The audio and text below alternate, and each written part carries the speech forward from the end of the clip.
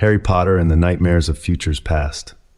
Chapter 15. Moonlight Discussions. After lunch, Mrs. Weasley put the boys to work degnoming the garden while Mr. Weasley puttered around in his shed. Ginny and her mother were going to the village to finish their shopping. Before they left, Harry made a trip to the bathroom and then ran up to his room. Before stowing the money bag, he extracted a handful of coins.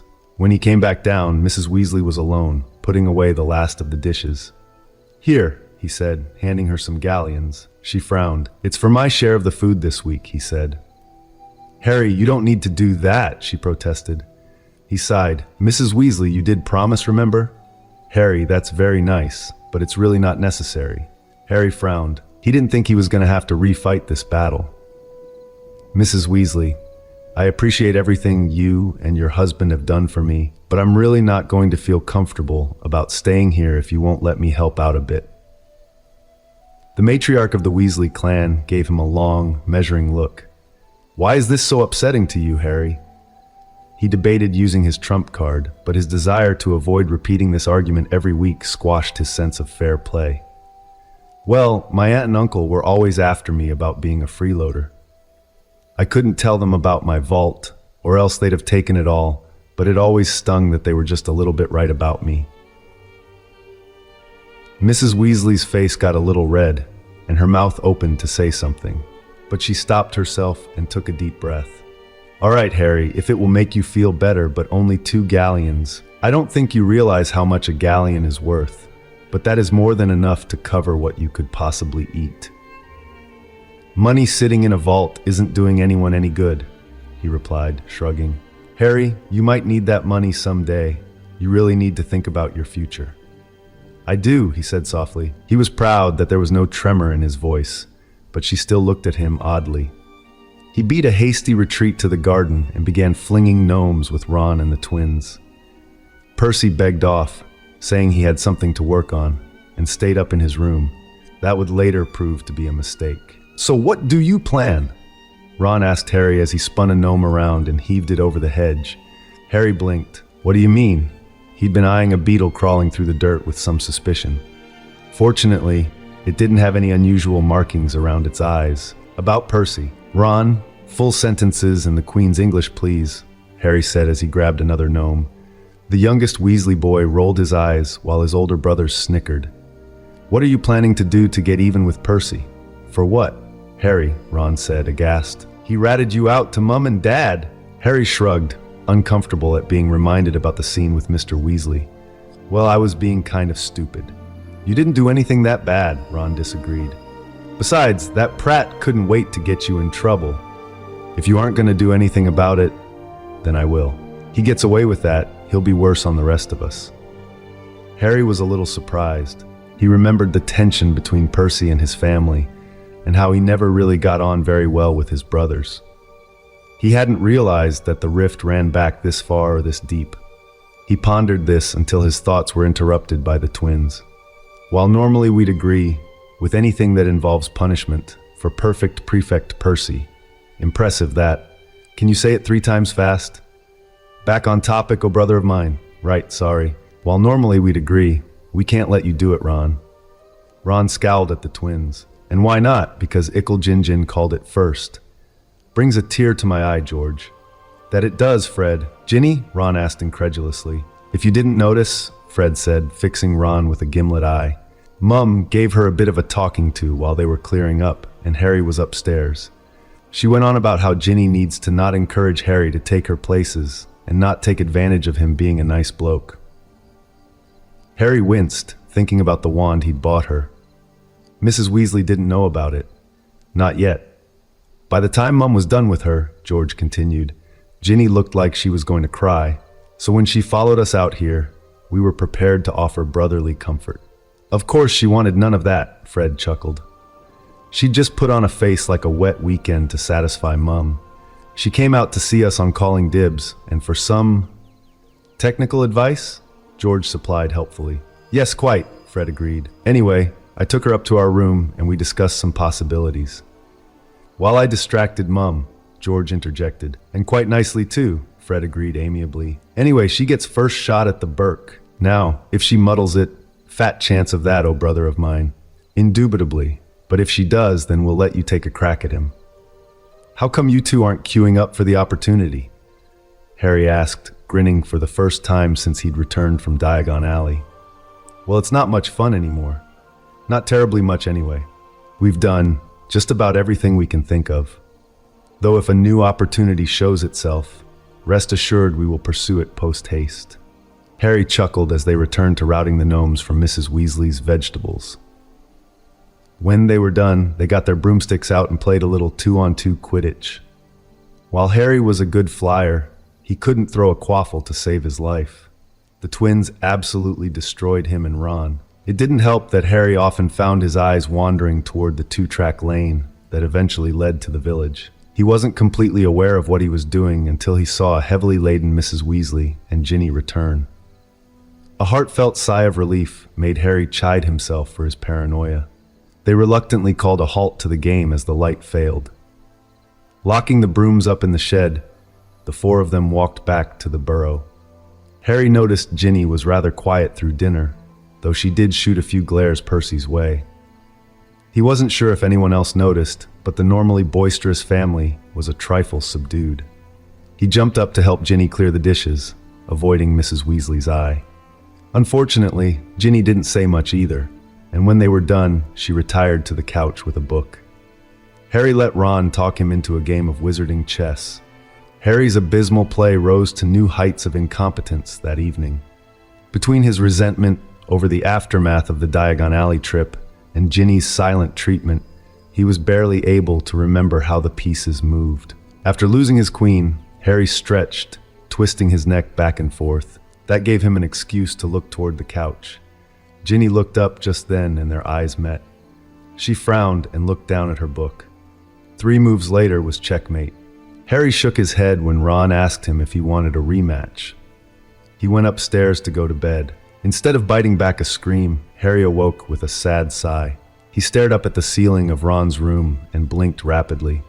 His dream had been a replay of his last conversation with Ginny, the night after Bill and Fleur's wedding. His reasoning had been so sure, so logical. The fact that he didn't want to leave her was just his own selfish desire, right? She'd be in horrible danger if Voldemort knew how much he loved her. She couldn't apparate yet and was too young to even practice it legally. He wouldn't be able to concentrate if she was in danger. All those were valid reasons why he left her there at the burrow. In the end, his head told him he was doing the right thing, while his heart was breaking into pieces. The sight of her standing there, her heart in her eyes but refusing to cry, was burned into his memory. He said goodbye and kissed her softly, promising to return to her, and then he left her and all his dreams behind. He'd tried not to cry then, but now he let the tears come.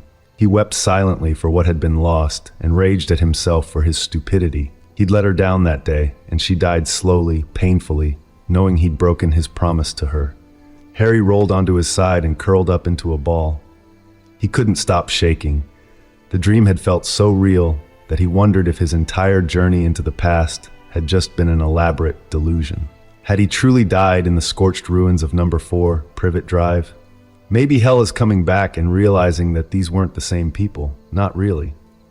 He had no logical reason to expect this Ginny to understand him. True, she'd been one of the few people to truly know him in the future, but that Ginny was dead and gone. Even his efforts to intervene were making this one different. Harry gritted his teeth, disgusted with the tide of self-pity he found himself wallowing in.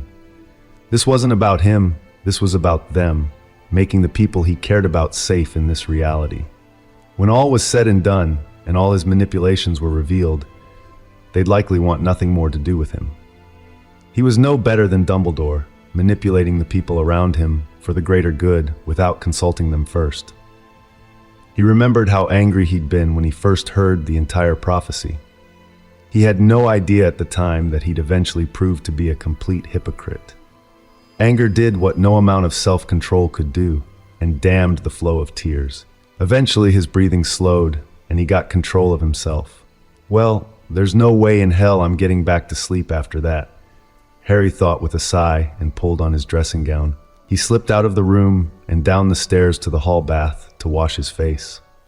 That made him feel better, but even more wide awake. The clock in the hallway told him it was nearing 4 in the morning. Sitting and listening to Ron snore for hours was not how he wanted to start the day. He ended up heading down to the sitting room again, hoping he could at least stretch out on the couch. Padding down the stairs, he took special pains to avoid the loose stair right below Ginny's landing. He didn't want to wreck her sleep 2 nights running. She seemed annoyed enough at him already. Like before, the darkened sitting room seemed oddly peaceful.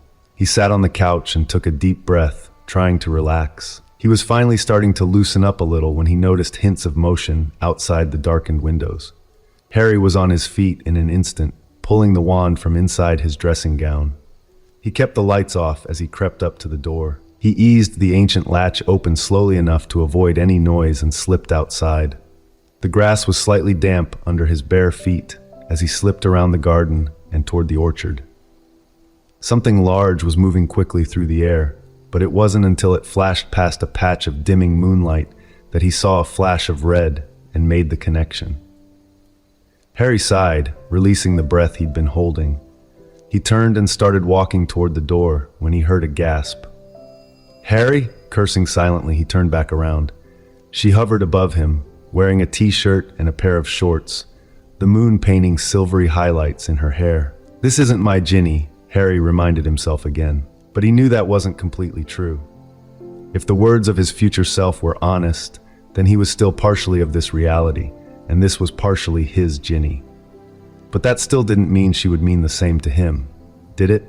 His thoughts chased one another as he stared at her, barely registering when she brought her brother's broom to the ground. It was only the stricken and guilty look on her face that snapped him out of his reverie. I told you I borrowed my brother's broom sometimes, so I would at least know how to fly before I got to Hogwarts. Don't worry, I wouldn't touch yours." Harry frowned in confusion. "Go ahead and use the nimbus if you want, I don't mind." "No!" she snapped and shook her head violently. She sniffed quietly, and Harry realized she was suppressing tears. She picked angrily at a splinter on the end of the broom handle. "What did your mum say, Ginny?" he asked softly. She looked at him sharply, lips pressed together in a tight line that reminded him of Professor McGonagall. "The twins don't miss much," he explained. "I won't hold her words against you. Did she blame you for us not staying at Gringotts?" She nodded and took a deep breath. "All right, if you must know, she said that I shouldn't take advantage of you. She said you lost your parents when you were a baby, and now you'd lost another family, and that you were in this, fragile state. She said that you had to be desperately lonely, and that you would do anything to have people that cared about you. She said you probably saw your money as a way to get people to like you, and that you were likely to offer to spend it on us to make sure we liked you after the way the Dursleys treated you. She said I was an awful person if I took advantage of that. And you immediately thought about the wand."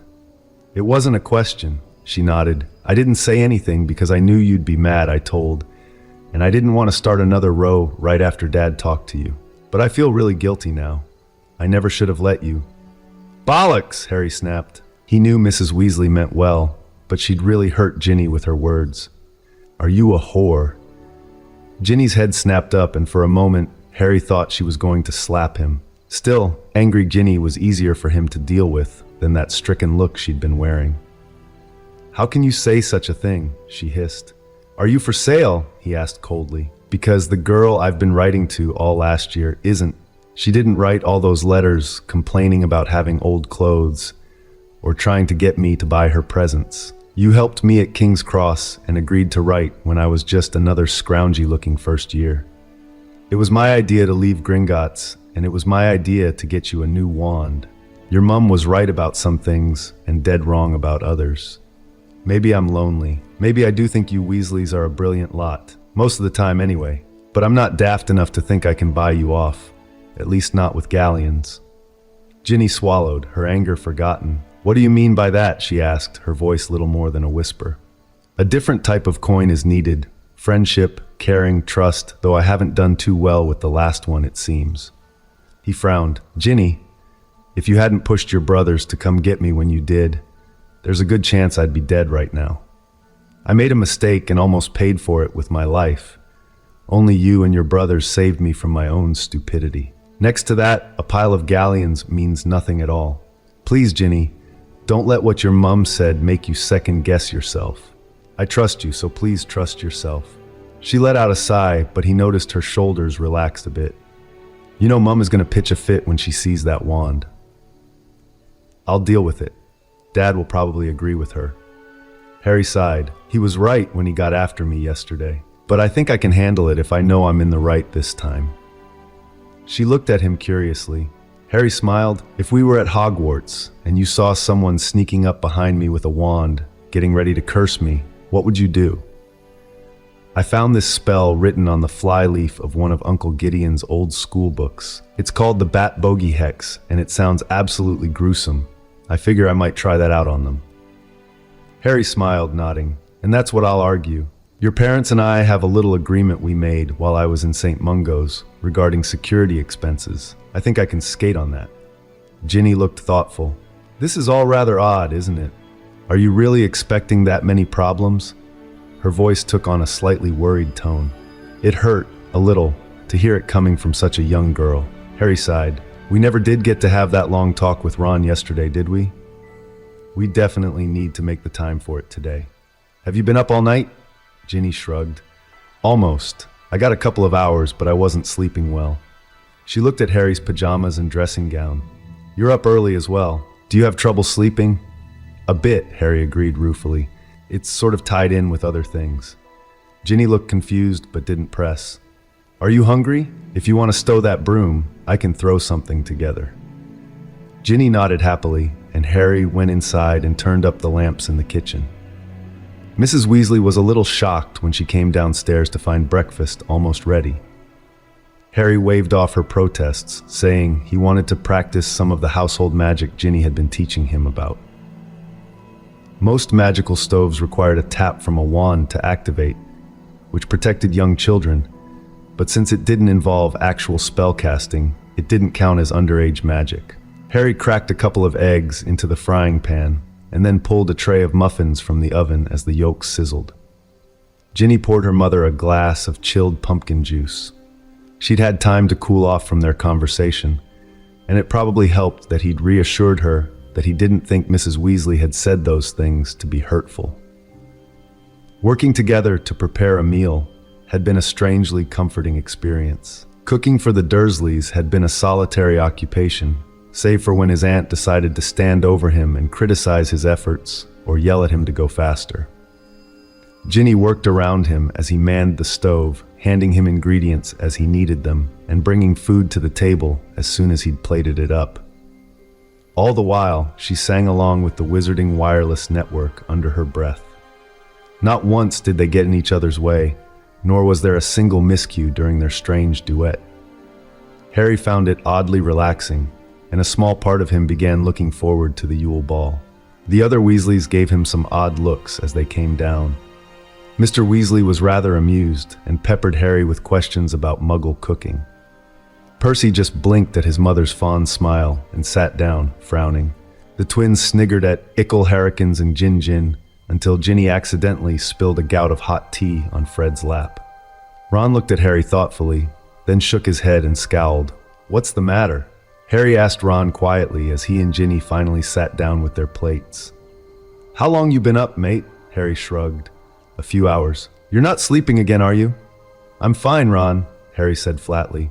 "No, you're bloody well not," Ron snapped, his voice raising. "Ronalbilius! Language," Mrs. Weasley scolded. "Harry, tell Mum how much sleep you've really been getting." "I'm getting enough," Harry said defensively. "I did hardly anything but sleep at St. Mungo's." "Well, what was your excuse at school then?" Harry opened his mouth to retort when Mr. Weasley cut in. "Let's not argue at the table. Harry and Ginny worked hard to make us all a nice breakfast. Let's not waste that squabbling." Ron looked down at his eggs as the table grew quiet. The silence was broken only by the clink of silverware on plates, until Percy let out a sudden cough. The third oldest Weasley son's eyes had gone wide behind his horn-rimmed spectacles. They bulged as he let out a high-pitched squeak, and he leapt awkwardly to his feet. Percy ran out of the kitchen and up the stairs with an odd, stiff-legged gait. The twins looked at each other and started sniggering. Mrs. Weasley glared at them, but they just shrugged and tried to look innocent. Ron looked confused and Mr. Weasley just ignored it. It wasn't until Harry caught a ghost of a smile on Ginny's lips that he got an inkling of what happened. Percy returned to the table several minutes later, red-faced and refusing to speak. Mrs. Weasley let him be after a couple of minutes, and they finished Sunday breakfast in peace. Harry automatically began clearing the dishes when they were done, but Mrs. Weasley shooed everyone out of the kitchen. Harry caught Ron's eye and motioned for the boy to follow him. Ginny tagged along as well. Harry picked up a small black book from the end table in the living room before heading out the door. Ron looked questioningly at his sister, but she ignored him as Harry led them out to the orchard. It was a pleasant morning. The sun was shining, and there was a light breeze blowing. Harry thought about the ever-present storm clouds that hovered over the ruins of Hogwarts and shuddered. They sat down on the gnarled roots of an ancient apple tree. This patriarch of the grove had a small clearing around it, and its boughs spread wide enough to offer plenty of shade. Harry looked around closely, but didn't see anyone else around. The fact that Rita Skeeter had been out here yesterday made him nervous, but he didn't see any strangely attentive beetles either. Ignoring the odd looks he was getting from Ron and Ginny, Harry closed his eyes and rubbed his temples like he had a headache. He focused on his legilimency, casting around him for any other minds.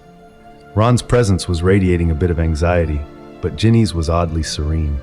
Harry pulled back sharply, wary of invading their privacy.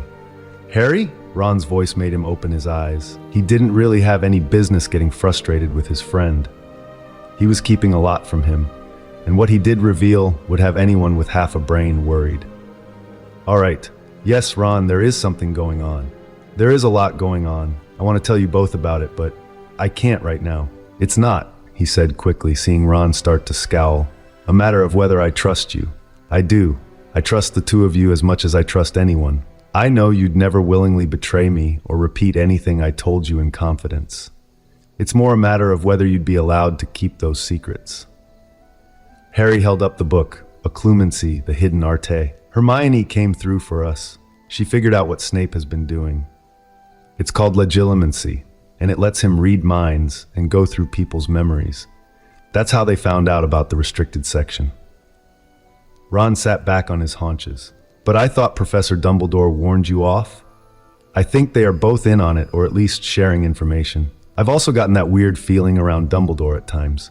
It stopped when I started freaking out and mentioned that I was thinking about moving to France and transferring to Beauxbaton." Ron looked sick. "Dumbledore? He wouldn't do that." His voice trailed off. Ginny's eyes had gone wide, and she appeared to be even more upset. "You'd do that?" she whispered. "Move to France, I mean." Harry kicked himself. He looked her square in the eyes and tried to give her an encouraging smile. "Not unless I could take you all with me," he joked. "I was bluffing." "How can you bluff someone who can read your mind?" Ron asked, shaking himself. "Because he can't read mine," Harry explained. "Something in my past has made it almost impossible to use legilimency against me." "Like me learning occlumency," he thought as they glanced at his scar. "So will that book make it possible for us to block him out as well?" "I hope so." "Good. The idea of that greasy git poking his big hooked nose around in my head is right disgusting." Ginny spoke up. "How will we know when we are doing it right?" "Well, I'm going to be working on legilimency and seeing how good I can get with that. If I'm doing well with it and I can't get past your occlumency, then you are probably safe." "Right, then let's get started," Ron said firmly. "That was easier than I thought it would be," Harry reflected as he opened the book to a page he'd marked with a scrap of parchment. His friends were very attentive as he began explaining meditation and the exercises they would use to organize their minds. The exercises were difficult, and by the time they went inside for lunch, Ron and Ginny both seemed to be nursing headaches. The methods of teaching used in the book were far different from his tutelage with Snape, but Harry couldn't help but imagine they would make better progress than he did. Lunch was unusually quiet, with Ron and Ginny almost wholly engrossed in their food, and Harry in a pensive mood as well. Percy had evidently decided to eat in his room, and Mrs. Weasley seemed to alternate between being proud of his dedication to his studies and concerned he was working too hard. She asked absent-mindedly what Harry and Ron had been up to. Project for school, Harry answered quickly. Something Hermione came up with. Is she that muggle-born witch in your year? Mrs. Weasley asked. Yeah, she's insanely clever too, Harry answered. I'm glad you all did so well in your studies, she said. That goes for you as well, Ronald, she added when her youngest began to color slightly. I hope Ginny will follow your example this fall. Harry shrugged. We were all within a couple of points of each other. I think Ginny will easily do as well, if not better. Hermione takes the best notes and she keeps everything, so she'll already have first year in the bag. Ginny's eyes got wide, but Mrs. Weasley frowned. I'm not sure that would be entirely appropriate, she said in a disapproving voice. I don't think anyone should be forced to sit through any more of Professor Binns' lectures than strictly necessary. Besides, it's an accepted practice in Muggle schools, and it'll free up time for other projects. There are a lot of subjects covered in the Hogwarts library that never even get mentioned in the regular classes. Mr. Weasley smiled slightly at the mention of the ghost who taught history of magic. Harry wondered if the man had been teaching when Mr. and Mrs. Weasley attended Hogwarts, and if he'd been a ghost then. I suppose it wouldn't hurt, as long as Ginny did her own homework. What sort of projects are you talking about? Well, Harry said quickly, right now we're working on an independent study project dealing with magical defenses and means of detection. Hermione found an old book that we're studying to see what modern applications it may have. Nothing too spectacular, he added in a bored tone, but potentially interesting. Fortunately, that proved to be enough to reassure Mrs. Weasley, and they made it through lunch. What he didn't count on was Fred and George. No sooner were he, Ginny, and Ron settling down around the tree than the twins walked up, smiling. Very smooth, ickle herrikins. Wasn't it, Fred? 'Twas indeed, O brother of mine, Fred replied. You eased that one right by Mum, but not us. So out with it. Harry eyed the twins for a moment. He hadn't gotten to know them too well until almost his 4th year, but the way things were escalating this time. There was also the fact that they'd saved his neck in that last Quidditch match. He let out a sigh, hoping he wouldn't regret this later. You two ever notice how hard it is to pull the wool over Snape's eyes? Right suspicious bastard he is, George agreed. Makes it more of a challenge, Fred responded with a grin. I think it's more than that, Harry said, gesturing with the book. We noticed a few things, but Hermione put it all together. Snape's using a special type of magic called legilimency that lets him read minds and go through your memories. He used it one too many times and gave himself away, so she found this book on occlumency. Among other things, mastering occlumency will help you protect against mental assaults like legilimency. Hermione Granger figured all of that out? George asked, eyebrows rising. We have got to recruit her, oh brother of mine, Fred chortled. With her brains, can you imagine the pranks we'd pull? You leave her alone, Ron snapped, scowling. The twins jumped and gave their younger brother a long look. Harry was a little surprised as well. The Ron he remembered wouldn't have given himself away like that, not even under threat of cruciatus. Of course, Ron was acting a lot more protective, both toward Harry and others. Was he just embracing that whole Gryffindors take care of their own thing, or was this something deeper? Looks like Ron wants to thrash us, George said slowly. Think he fancies her a bit? Fred asked slyly. Harry decided to take a gamble. Well, of course he does. Not that you two had a chance. She wanted to hex you for giving him that fake spell to turn Scabbers yellow. Ron's face went almost purple and he was unable to speak. Ginny's eyes danced merrily, but a pleading glance from Harry made her keep her silence. Speaking of dirty tricks, he said, changing the subject, what happened to Percy this morning? Ginny's grin became wider. Nothing much. I just borrowed a defective potion from Fred. George looked at his twin. That shrinking solution that didn't brew right, Fred shrugged. It works if you get it warm enough, that's why we saved it from Snape. Not that we've found a use for it, George said skeptically. Fred shrugged. So I let Ginny have it. If she finds a use, she owes us a favor, which I think was more than paid off by this morning's entertainment, she replied tartly. Ron couldn't contain himself anymore. But what did you do with it? He asked in a plaintive tone. Ginny shrugged theatrically.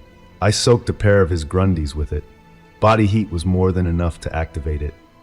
The glade went dead silent as the boys cringed. It doesn't pay to get scrotty with the person that does your laundry. Now does it? Ginny asked loftily. Well, Ron, do you still think Percy needs further punishment? Harry asked slyly. Ron shook his head silently, looking a bit green. George didn't say anything, but handed a sickle to a smug-looking Fred. Well, now that's settled, how do we go about stopping Snape from buggering around in our brains? Fred asked. Harry smiled and opened the book as the twins sat down cross-legged on the grass. The first step is learning to meditate. It's a special form of concentration. Harry felt pretty good about their progress that afternoon. Ron and especially Ginny were a little discouraged, but he knew that the first stages were slow going for people who had no background in the mental disciplines. The twins were naturally competitive and welcomed any sort of learning that would improve their pranking capabilities. Working with his friends reminded Harry of his time leading the DA. Working with students, teaching them dueling techniques and curses had been oddly satisfying. In the quieter moments of the Second War, Harry wondered if he'd have made a good teacher. Perhaps in a kinder, quieter world with no prophecies and no dark lords, he might have. He felt a nudge in his ribs. All right, Harry, Ron asked. Harry shook his head ruefully. Just daydreaming. After dinner, they moved to the sitting room and continued working on the meditation exercises. Each of them had a book open in their laps, and Mrs. Weasley looked on approvingly. Harry tapped into his legitimacy a few times to check, and was dismayed at the volume of thoughts and emotions still radiating from them. He wondered if growing up in a place like the Burrow might make it harder for them to learn to conceal their thoughts. By the time they went to bed, Harry wasn't the only one who had a headache. Monday morning, they woke up early as planned. As he and Ron crept down the stairs in their sweats, Harry was pleased to see Ginny sitting in the kitchen with a glass of pumpkin juice. She was dressed in a t-shirt and shorts and rubbing her eyes with her knuckles. Morning, Ginny, he said quietly. She jumped, almost knocking over her juice, but smiled blearily at him. Morning, Harry, she yawned. Ron just grunted and got a drink of water before heading out the door. Harry and Ginny followed him out for the morning run. After Harry pointed out the likelihood of Ginny needing to know how to defend herself, Ron's objections faded away. That didn't, however, stop him from setting a brutal pace. Harry was a little more careful with his leg this time, and kept an eye on Ginny as well. Surprisingly, she kept up with little trouble. As she found her pace, her hair began to stream behind her like a crimson banner.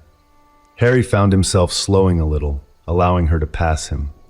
After they'd done a full circle of the property, Ron led them to the paddock. Harry slipped back into his instructor mode and began showing Ginny the basic stances while Ron worked on his forms. The youngest Weasley was an attentive student, and Harry was pleased with her progress when he left her to practice and began sparring with Ron. His stay in the hospital was more than enough to give Ron an edge, and Harry found himself really pushing himself to keep up. When he mistimed a block, Ron's kick landed solidly and sent Harry staggering backwards with the wind knocked out of him. Ginny looked outraged, but Harry just let out a wheezing chuckle. Good one, mate.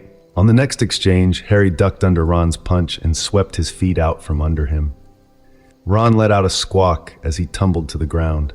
Nursing a bruise, his friend scowled as Harry went over how to fall without hurting oneself. Surprisingly, Ginny was the first to get it right, but then again she was also smaller and lighter. Harry remembered how good she would be at Quidditch and smiled. The twins woke up in time to join them for a clumsy practice. When everyone began to get headaches, they switched back to martial arts. Harry didn't know if alternating would help or not. He knew that some schools of martial arts advocated meditation as a means of centering oneself, but he didn't know if that would apply in this situation or not. By late afternoon, everyone was exhausted, mentally and physically. While Ron was napping, Harry opened his trunk and took out the thin box that contained Ginny's new wand. He took a scrap of parchment and bit of string and wrapped the box up. Ginny's birthday was tomorrow, the 11th, and he wanted to have it ready in time for the party. He wasn't looking forward to her mother's reaction, but he knew they needed to get some things settled. His guardianship hearing at the ministry was scheduled for the day after. After dinner, they decided to forgo any more practicing. Ron settled for trouncing Harry at chess, while Ginny watched with amusement. Mr. Weasley was stretched out near the fire, dozing with the Daily Prophet unfolded in his lap. He only stirred when a muffled boom echoed down the stairway from the twins' room. Mrs. Weasley, knitting something out of blue yarn, just sighed and shook her head. Harry stretched and yawned to hide a happy smile. He couldn't remember ever feeling this comfortable. He tried not to think about the hearing. He hoped his wishes would be given some weight in the proceedings, but after finding out about Sirius, he had little faith in the ministry's justice. His sleep that night was fitful at best. Ginny's 11th birthday party was a small family affair, though that was a bit of an oxymoron where the Weasleys were concerned. Mrs. Weasley baked a huge cake. Ginny was smiling and blushing at being the center of attention, and she didn't seem to have a care in the world. Ron got his sister a red and gold scarf, so she can wear it to Quidditch matches and cheer on Gryffindor. Harry had to suppress a smile. He remembered her wearing it while playing for Gryffindor in her 5th year. Fred and George got her an old toy broom, sized about right for a toddler. She looked moderately annoyed until she found the 3 galleon coins stuck amongst the twigs. Then she laughed, realizing it was a joke. Percy got her a nice quill, for which she thanked him politely. Charlie sent her some tiny mittens with warming charms, along with a long note reminiscing about her visit to the Dragon Preserve. Bill sent her a scarab brooch that glinted oddly in the firelight. When Ginny opened her present from Harry, Mr. and Mrs. Weasley exchanged a look. Mrs. Weasley didn't say anything, but her eyebrows creased together. At the twins' urging, Ginny picked up the wand and waved it.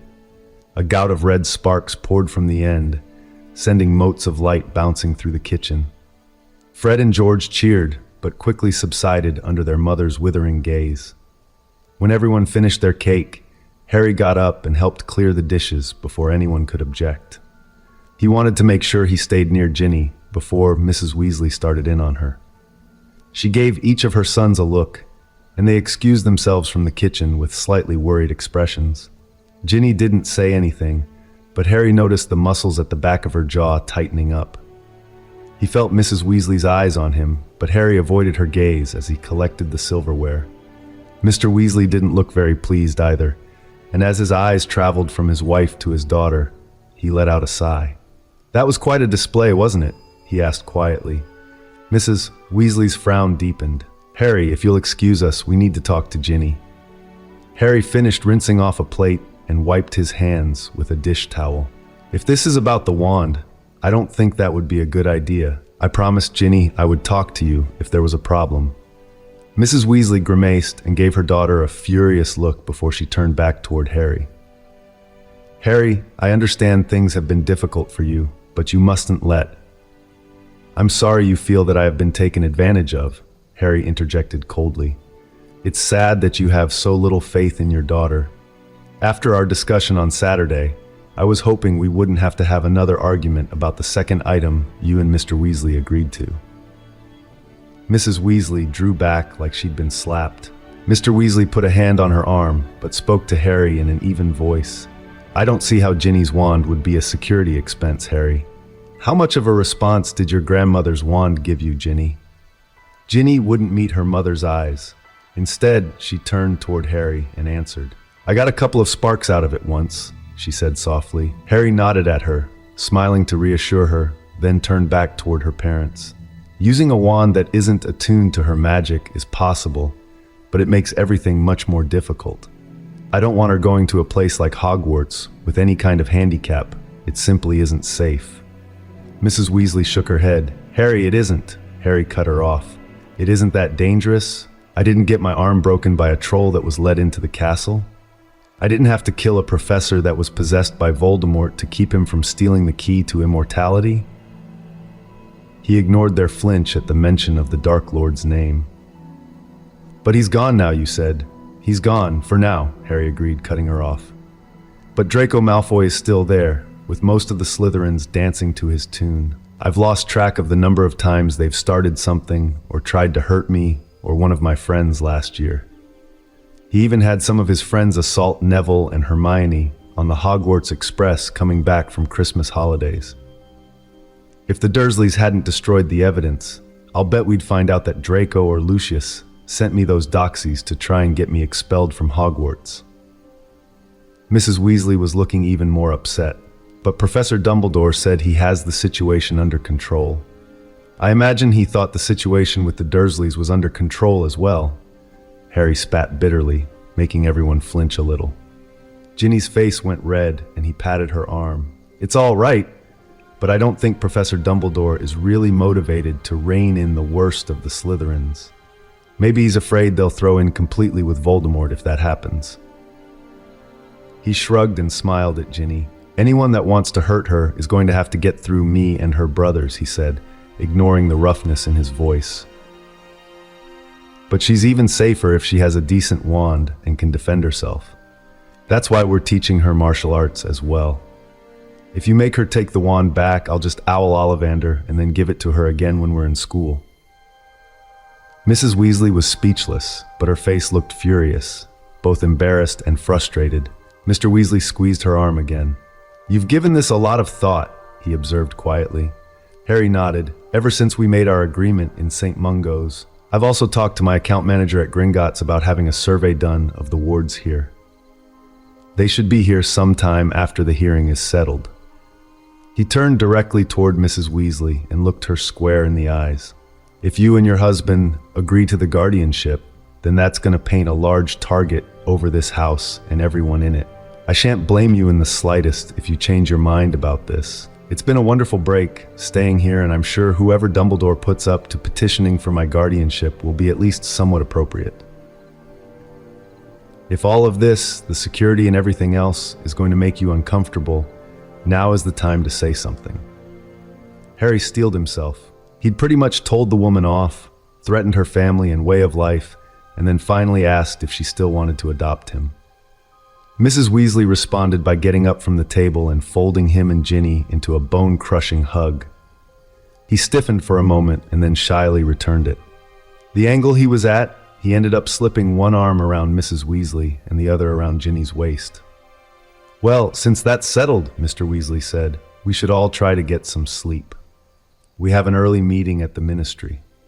Harry was dressed smartly in his new clothes and plain black robe when they arrived at the ministry. Mr. and Mrs. Weasley were also wearing their formal robes. The other Weasleys had wanted to attend, but Mr. Weasley felt it would be better if only he and his wife came to represent the family. Harry wondered about Draco's cracks about the number of children they had. Did other wizarding families look down on them for having a large family? They rode the phone booth down to the lobby. Harry tried not to think about the duel between Dumbledore and Voldemort that wrecked the place. When they checked in their wands, the Auror on duty stared unabashed at Harry's scar, irritating him. When Mr. Weasley checked in at the Department of Magical Law Enforcement, they received some unwelcome news. There had been a formal challenge filed, and the hearing had been moved to courtroom 10. Mr. Weasley frowned as they hurried back to the lifts. "This means that some members of the Wizengamot will be in attendance," he said. "They may have a trio serving as a judges panel." For his part, Harry tried to ignore the way his stomach began to turn at the mention of the new venue. He remembered being tried there for violations of the underage magic laws after a pair of Dementors assaulted him and Dudley. It was also the first time he'd met that loathsome toad, Dolores Umbridge, who'd sent the Dementors and even tried to torture him using the Cruciatus curse. No, he didn't have a lot of good memories of this place. As they hustled through the underground passages to the dungeons, Harry struggled to master his anxiety. His wand was a reassuring presence strapped to his arm, even though he couldn't use it to get out of this mess. When they stepped into the courtroom, the setup was a little different. The single chair was gone, and in its place were 3 tables with chairs behind them. Behind the table farthest from the door sat a tall man with long, pale blonde hair. Harry clenched his teeth as he recognized Lucius Malfoy. With him were 2 more large men in equally fine clothing, and a thin blonde woman he recognized as Draco's mother, Narcissa. The middle table was occupied by a ruddy-faced man with a thin brown beard that Harry recognized as Amos Diggory. The woman next to him appeared to be Mrs. Diggory. Both of them were eyeing the Malfoys with some trepidation. The nearest table had only 1 occupant and 3 empty chairs. The man, tall and stooped with a fringe of yellow hair, looked up at them and grimaced. "Arthur, I'd hoped you'd get here a little earlier. They are about to begin." He nodded up at the benches opposite the tables. Only 3 seats were occupied, but Harry recognized Amelia Bones as one of the 3 Wizengamot members in attendance.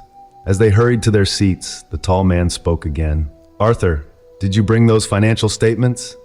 Mr. Weasley reluctantly pulled a sheaf of parchment from his robes. "I did, but I don't really see where this is necessary, William. Look, Arthur, I'm the advocate here. I agreed to represent you as a favor. But you need to remember that this is what I do for a living. No matter what shape you are in, it always scores more points with the judge if you are upfront about things. The fact that this has escalated to a triumvirate doesn't change that. But if those are entered as supporting documentation, won't that mean the others can use anything in there against our case?" Mr. Weasley asked. Harry knew they were a little sensitive about financial matters. Mr. Weasley didn't work for a particularly glamorous or well-funded department, since he was only really protecting muggles. William shrugged. If they knew what to look for, maybe, but it's not normally done, and they won't have any notice. This is sure to score points with Amelia, though. Harry narrowed his eyes. Something about the man made him distrustful. Mr. Weasley reluctantly nodded and held out the documents. Harry grabbed his wrist. "Is your name William Bendrix?" he asked. The stooped man looked confused. "Yes, why? That was quite a sum of galleons Lucius transferred to your vault on Friday, wasn't it?" The blood draining from the man's face gave Harry an inspiration. "I think you are about to have an acute attack of upset stomach. I think you are unfortunately going to have to miss this whole hearing and end up having to give all that money back to your benefactor. That is, unless you want that information and everything else my contacts have gathered about you to be on the front page of the Daily Prophet. I guarantee my name will get you tons of publicity, all of it bad." Mr. Bendrix shot to his feet, holding his stomach, and bolted from the room. "I'd ignore any advice that Louse gave you, Mr. Weasley. Lucius paid him off to sabotage your case." Mr. Weasley looked stunned. "Harry, how do you know that?" Harry lowered his voice to a whisper. "The goblin that manages my accounts at Gringotts has been helping me with some things. Since right now my next of kin are all muggles, he has a vested interest in my health and well-being." While that was technically true, he'd actually gotten the crucial information about William Bendrix directly from the man's mind. Any qualms he had about using legilimency vanished the moment he saw the man's guilt. "Arthur?" "Hello, Amos," Mr. Weasley said, turning in his chair. "What are you doing here?" Mr. Diggory looked back over his shoulder at the Malfoys. "Dumbledore sent me. Don't worry, we have everything covered," he said, nodding at Harry. "You and Molly don't have to worry about it." "That's quite all right," Mrs. Weasley said, patting Harry fondly on the shoulder. "We're more than happy to look after him." Harry felt a warm glow. He and Mrs. Weasley had been at odds lately, but she was still the closest thing he'd had to a mother in either of his lives. "But Dumbledore said he doesn't want you to." Mr. Diggory struggled to find a delicate way to say what he was thinking. He was spared this task by Madame Bones clearing her throat. "If everyone is present, we'd like to begin this hearing to determine guardianship for one Harry James Potter." She looked down at something and then up again at the tables, her monocle glinting.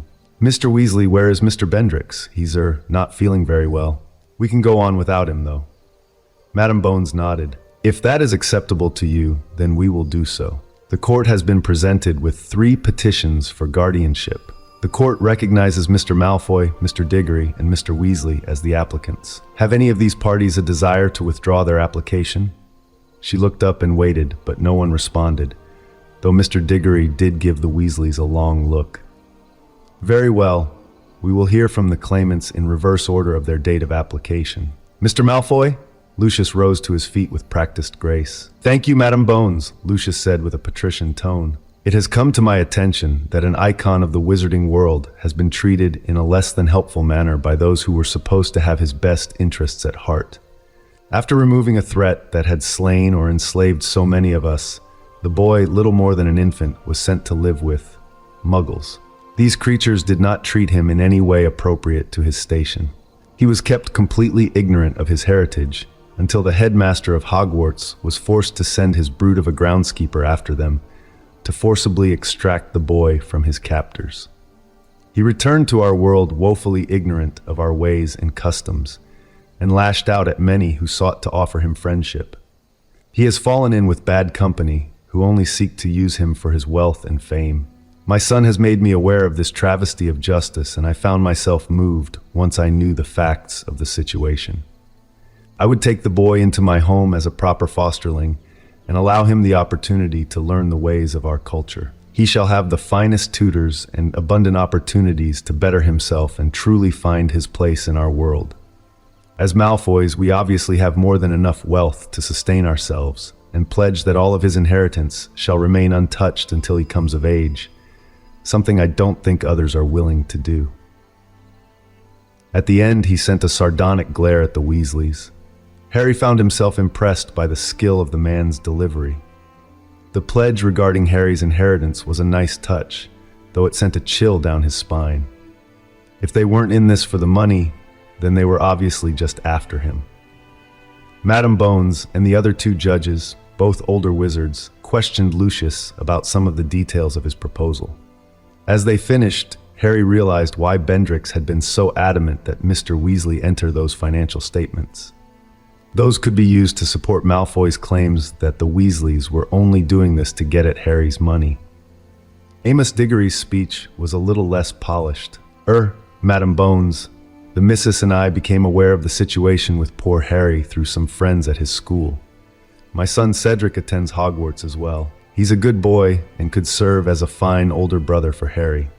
We have a very secure mansion near Ottery St. Catchpole with plenty of room, and Harry could visit with his friends from school when he's on holiday. Due to my work with the ministry, we have all the latest wards and protective enchantments. He also wouldn't have a lot of competition for our attention or guidance.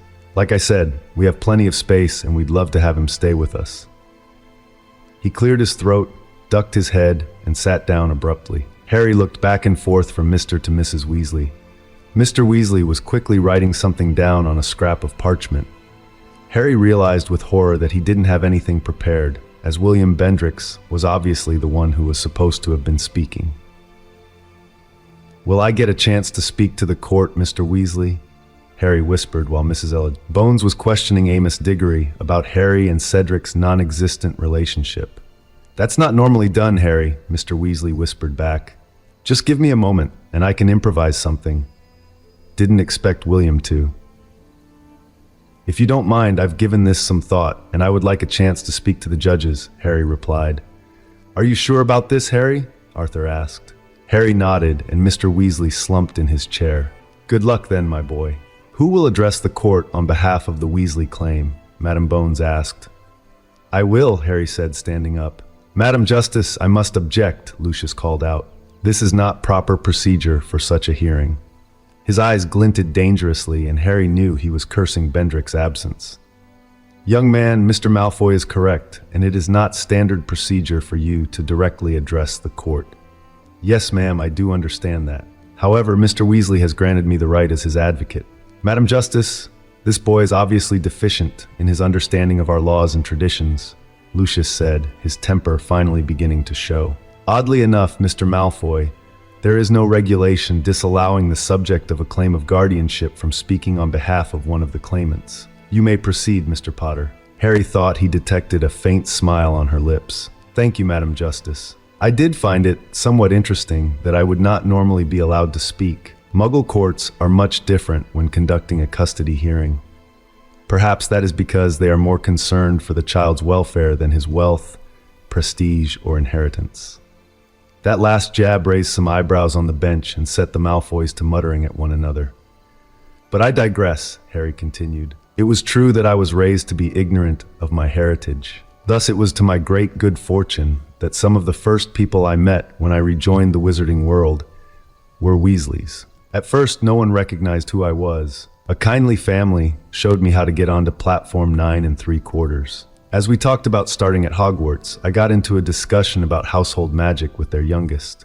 We agreed to write each other, and she gave me a thorough grounding of how to operate in a wizarding home. The brothers helped me get my trunk on board the Hogwarts Express, and their youngest son sat with me on the train before any of them recognized me.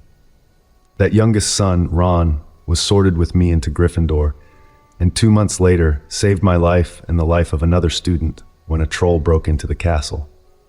Harry took a deep breath while a low murmur broke out in the courtroom.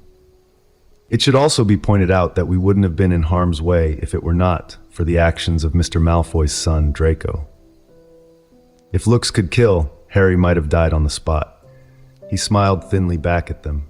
Some of my first Christmas presents were from Mrs. Weasley, who found out my Muggle relatives did not include me in their celebrations.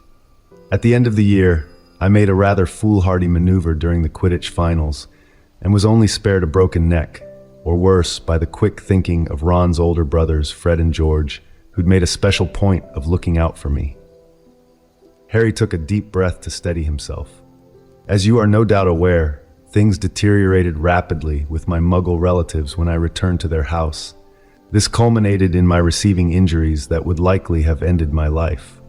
My friends in the Weasley family, worried because they hadn't heard from me in a while, mounted a rescue operation at great personal risk to themselves. It is not exaggeration to say that they literally saved my life that day. Most of my best friends are Weasleys, and I'm rather fond of the lot of them. He turned and smiled at Mr. and Mrs. Weasley, and wasn't surprised to see that she'd teared up a bit. As Miss Malfoy so crassly brought up the subject of money, I will address it. The only real arguments I have had with the Weasleys have revolved around that subject. I had to make it a condition of my coming to stay with them that they let me chip in a little for the grocery bill. They didn't really want to let me do it, but the last of the Potters isn't going to be a freeloader. Again, I will point out that they befriended me before they realized who I was. I have no doubt of their intentions, and there is no place that I would rather live than with the first people to show me what a proper family was like. I'm sure the Diggories are nice people, but I don't really know them and don't know if I've ever met their son. I hope that I have been able to address any concerns in the minds of the court and that my desires in this matter will be given proper weight. Madam Bones looked at Harry for a long moment as the other judges whispered to each other. Finally, she nodded. Mr. Potter, you mentioned some conditions you agreed to with the Weasleys? Yes, Madam Justice. The first regarded the room and board, though I suspect Mrs. Weasley purposefully underestimates how much I eat. Therefore, I will likely be accompanying her to the grocer's at some point in the future. He turned and smiled at her to take the sting out of his words. The second was with regards to my shouldering the expenses for any additional security needs, and I am coordinating that with the manager of my inheritance as soon as things are settled. Well, if they are settled, I suppose. Is there a particular reason you are concerned about security? She asked. Her eyes darted towards the Diggories. Is the Weasley residence a hazardous place to live? Oh no, Harry disagreed. I just felt it prudent to make sure everything was covered. You see, the incident at the Dursley household was precipitated by someone sending me a package on my birthday that contained a quartet of doxies. With that, he slid up the right sleeve of his robes, revealing the large scar on his forearm. As you can see, I did not escape unscathed. Madam Bones' lips compressed as she frowned. Do you know who sent those to you? She asked. I don't know for sure, Madam Justice, Harry replied, then turned toward the Malfoys. Though I can think of some who'd wish me injured or wrongly punished for underage magic use, he spat venomously. Harry knew better than to actively probe someone who was likely a master of Clumens. But he locked eyes with the Malfoy patriarch as he spoke, and the flash of rage and frustration he let slip out was all the confirmation Harry needed. Very well, Madam Bones said. The court will observe a short recess while we come to a decision. Harry sat down with a sigh. Mrs. Weasley took his hand, but didn't say anything. Harry squeezed her fingers, but he was too nervous to sit still. He tried to think of anything else he could have brought up to convince the judges, or if he'd said too much. He glanced over at the Diggories, who did not look very happy. Leaning toward Mr. Weasley, he whispered, If they are here on Dumbledore's behalf, why isn't he in here with them? Madam Bones did a little investigating on how you came to live with the Dursleys in the first place, and I think she's a little put out with him right now. Also had a few words with her after you were brought to St. Mungo's. I wanted to make sure there was no way you'd be put back there.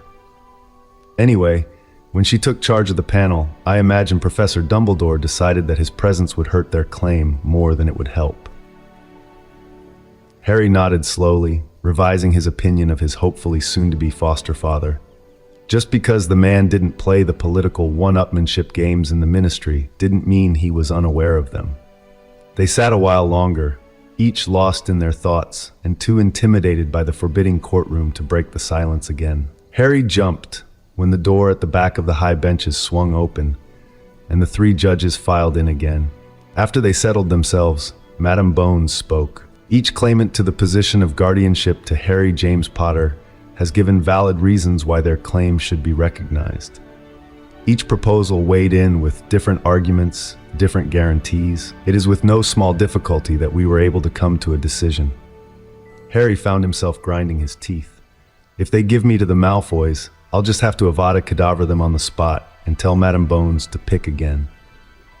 After all due consideration, Madame Bones continued, unaware of the potential bloodbath about to erupt, it is the decision of this court to grant the initial claim filed by Arthur Weasley. Harry leaned back in his chair and let out the breath he'd been holding. Mrs. Weasley squeezed his hand so hard he thought it might break. He felt Mr. Weasley's hand on his shoulder and managed to relax this time. He turned and watched the Malfoys exit the courtroom at a quick walk, their fury quite evident on their faces. The Diggorys stood up a little slower and walked over to their table. Well, Arthur, no hard feelings. The important thing was to keep him out of their hands, he said, nodding after the Malfoys. No, Amos, Arthur said affably. I understand you were just following orders. His emphasis on the last words did not go unnoticed. Are you sure you know what you're doing? The ruddy-faced wizard asked, honest concern drawing across his features. Yes, I think we do, he said, and gave Harry's shoulder a squeeze. Harry felt that if someone asked, he could produce a Patronus that would clear Azkaban single-handedly. When they exited the courtroom, Harry saw a familiar figure talking with the Diggorys. Mr. Weasley, he asked quietly, do you mind if I talk to Professor Dumbledore for a moment? I have something I need to ask him. The Weasleys looked at each other. Certainly, Harry, we may not always agree with him, but I'm not going to start avoiding him. As they walked up, the Diggorys stopped talking. Harry stared back into the headmaster's twinkling blue eyes, almost daring him to try and read his mind. Better him than the Weasleys, who had no defenses. But the old man did not take the bait and simply greeted them. Harry, I suppose I must congratulate you on getting your way, but are you sure this is for the best? Harry took a moment to answer as he ruthlessly suppressed his first three responses. Yes, sir, I am sure that this is for the best. Then I hope time will prove you right, and that others do not pay the price. Harry refused to give the man the satisfaction of wincing. Speaking of paying the price, why is Sirius Black still in Azkaban? Harry heard Mrs. Weasley gasp. Only the slight pause before the headmaster responded gave hint to his surprise. I see you've been doing some research, the old man said carefully. It wasn't that hard. My parents only had one friend named Peter Pettigrew. If he was the secret keeper, then Black obviously was not. I gave you that information almost 2 months ago. My parents' friend was put away without even a trial. At the very least, my information should merit a hearing or an interrogation with Veritaserum. Albus Dumbledore, chief warlock of the Wisengamot, let out a sigh. It is because he was put away without a trial that makes things difficult, Harry. The ministry is very reluctant to consider your testimony based on memories that old. More likely it is because Sirius Black may be innocent. Many of those in power then are still here today, and discovering that they put an innocent man in Azkaban without a trial would create a terrible scandal. And so they want to let him rot in there? That is unacceptable. Harry knew his anger was in part because he hadn't really found a better way to push this issue earlier. The fact that even after he'd found a way, they were still resisting, that was almost enough to put him over the edge. Sometimes he wanted to grab the headmaster and scream in his face, "You're doing it all wrong! Everyone is going to die at this rate." Harry, there is still the issue of the muggles that died in the explosion, Professor Dumbledore reminded him. The only reason people thought he did that was because he was supposed to be Voldemort's spy. Besides, if they were wrong about who betrayed my parents, they could very well be wrong about everything. Could you see one of my father's best friends committing mass murder? I wouldn't have thought any of them capable of betraying you and your parents to Voldemort. Yet we know it was done, Dumbledore answered dryly. Harry blinked rapidly and sighed. He still deserves the benefit of the doubt. He never even got a trial, and if you won't do something about it, then I will. He knew his voice was getting louder and drawing some stares. He didn't really care either. Everyone was so concerned about maintaining appearances that they would let an innocent man be tortured by Dementors. Still, he subsided a bit when he felt hands on his shoulders. He wouldn't take this out on the Weasleys. The man in front of him, however, was another matter, especially when he said something like, "Harry, I want you to promise you won't do anything rash." "Oh, you mean like trust you?" Harry asked scornfully. A nasty corner of his soul was happy to see the twinkles disappear entirely from his eyes. "Did Sirius trust you to make sure he got a fair trial?" "Professor, almost every bit of misery in my life since I got this scar came directly or indirectly from you. You have no right to ask anything of me." Harry realized he'd maybe gone a little too far when he turned to go and saw the look on the Weasleys' faces. The Diggories looked absolutely gobsmacked. As Mr. and Mrs. Weasley led him back to the lifts, Harry spoke in a voice little more than a whisper. "I'm sorry you had to see that," he said sincerely. Mr. Weasley glanced down at him. "I am going to want an explanation when we get home." Harry nodded. "You more than deserve one. I'd also like to ask your help. I need to go to Azkaban,